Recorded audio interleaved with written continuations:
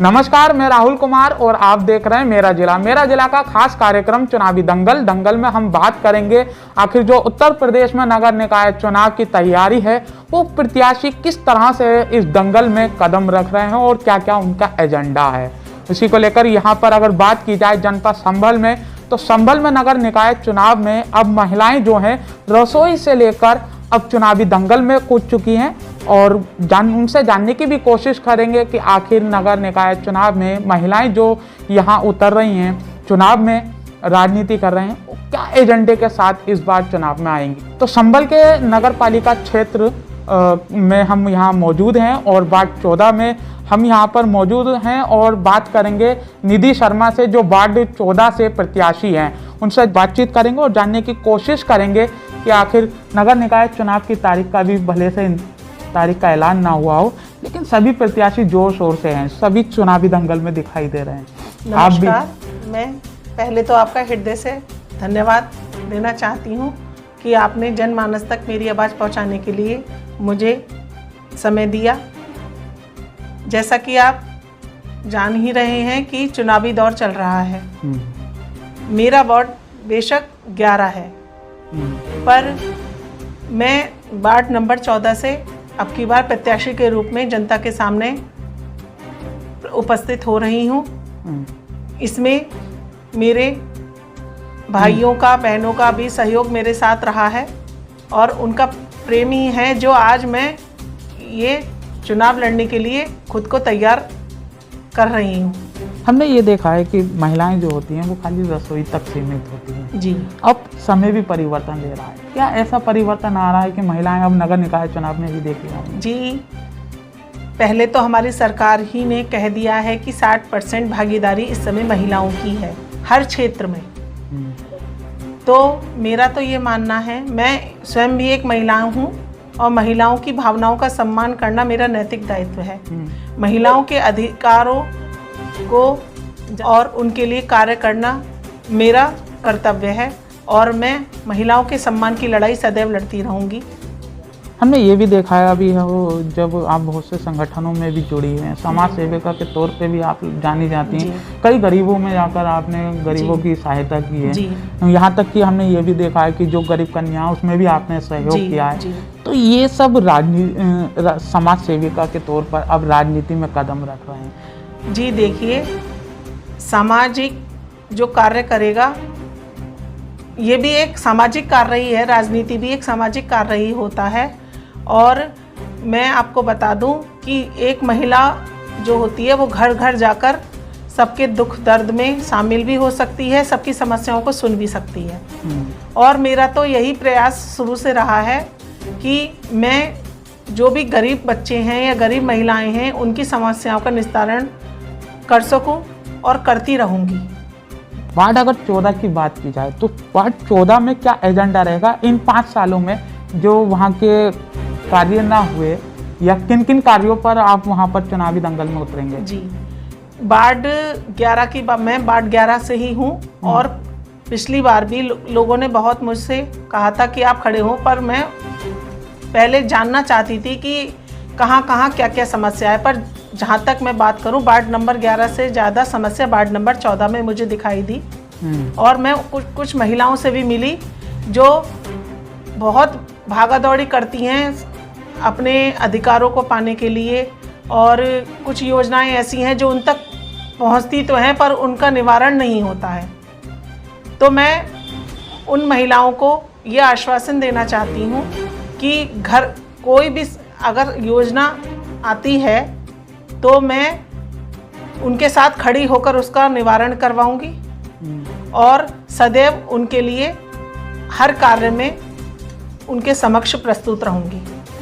क्या क्या टॉपिक के साथ आप मैदान में उतरेंगे? जी, अपने वार्ड में जहाँ तक है पानी की समस्या के लिए समरसेबल लगाए गए हैं, पर कुछ क्षेत्र अभी ऐसे भी हैं जहाँ पानी की समस्या बहुत ज़्यादा है। मेरा तो प्रयास यही रहेगा कि जन जन में स्वच्छ पेयजल की व्यवस्था मैं करवाऊँ अपने वार्ड में रहकर, और टूटी हुई सड़कों को सही करवाने के लिए टेंडर पास करवाऊं और मजबूत जाल बनाकर उन सड़कों की समस्याओं का निवारण हो सके।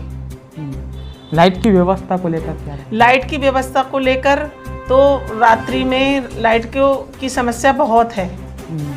कुछ एरिया ऐसे हैं जहां बिल्कुल अंधेरा पड़ा रहता है। मैं जीतने के बाद वार्ड में रहकर उचित रोशनी की व्यवस्था नगर पालिका परिषद द्वारा करवाऊंगी। पानी की आपने बता दिया, और क्या एजेंडे हैं जो आप वार्ड के लिए खास तौर पे करेंगी? देखिए, अभी सरकार द्वारा बहुत सी योजनाएं चलाई जा रही हैं, जिसमें 60 साला है, विधवा पेंशन है और सुमंगला योजना भी है। तो महिलाओं तक ये चीज़ें पहुंचती तो हैं, पर कहीं ना कहीं सिर्फ हम कह ही देते हैं कि ये होगा, पर महिलाओं तक ये सुविधाएं पहुंचती नहीं हैं। मेरा पहला कार्य तो यही होगा कि जिन महिलाओं को किसी भी योजना की आवश्यकता है और जो पात्र है उन तक ये सुविधाएं मैं पहुंचाऊं, और मेरा यही कार्य रहेगा। हमने ये देखा है कि बहुत सी महिलाएं जो होती हैं वो साइबर कैफे पे जाती हैं, वहाँ तक फॉर्म सबमिट रह जाता है। जी, काफ़ी धक्के खाती हैं, 20-30 रुपया किराए का भी देती हैं। जी। ऐसे में नया रुझान क्या रहेगा? जी, मेरी तरफ से तो कोशिश यही रहेगी, जो योजनाओं के पात्र हैं उनके स्वयं मैं फॉर्म लेके उनको भरवाने का कार्य करूंगी, और उनको कहीं भी कोई परेशानी ना आए इसके लिए मैं स्वयं वहाँ उनके साथ उपस्थित रहूंगी और उनको इस योजनाओं को लाभ पहुंचाने का कार्य मैं करती रहूंगी। बात अगर आपने महिलाओं की जी, अब ऐसे हमने देखा है कि आजकल जो महिलाएं, आप भी एक महिला हैं, जी, गरीब परिवार की महिलाएं जो होती हैं, अगर उनके लिए क्या खास रहेगा? जी, देखिए, गरीब महिलाओं में तो सबसे बड़ी समस्या गर्भवती महिलाओं के साथ है। हम प्राइवेट हॉस्पिटल में जाते हैं तो वहाँ का चार्ज ही इतना होता है कि कोई इलाज नहीं कर पाता। हॉस्पिटल में उन गर्भवती महिलाओं को लेकर उनका फ्री इलाज, फ्री डिलीवरी का कार्य करूँगी।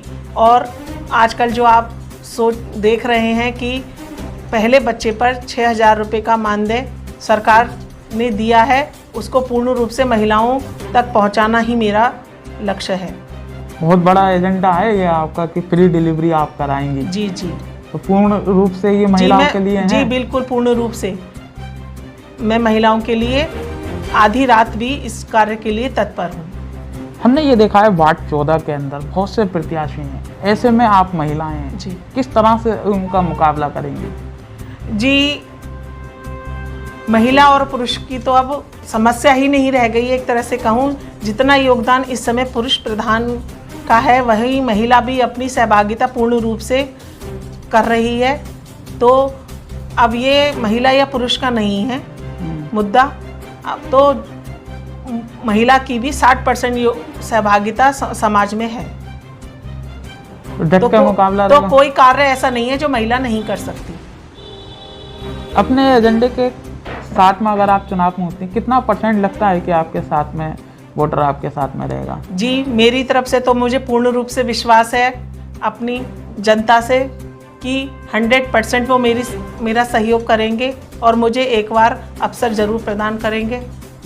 मेरा लास्ट सवाल ये है कि हम वार्ड 14 में हैं, वार्ड 11 में हैं और 14 से आप चुनाव लड़ रहे हैं, वहाँ की जनता से क्या अपील मेरा जिला द्वारा आप करना चाहेंगी, आप बता सकते हैं? जी, मैं जनता से यही अपील करूँगी कि अपनी बेटी को, अपनी बहन को एक बार मौका दीजिए और पूर्ण रूप से आपकी उम्मीदों पर खरा उतरूँगी, और कोई भी समय हो, कोई भी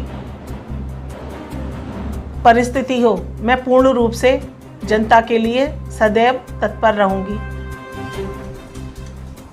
ये थी निधि शर्मा और हमारे साथ उन्होंने चुनावी दंगल में अपने एजेंडा तैयार किया है और अब तक पहुंचाया भी है और जनता से मांग भी की है। आखिर देखना ये होगा कि वार्ड 14 में आखिर जिस तरह से ये चुनाव के एजेंडे के साथ आए हैं तो उस दंगल पर कितना खरे उतरती हैं। देखते रहें मेरा जिला का जो खास कार्यक्रम है चुनावी दंगल में, और भी प्रत्याशियों से बात करेंगे और जानने की कोशिश करेंगे आखिर वार्ड 14 में किस तरह से चुनावी दंगल चल रहा है।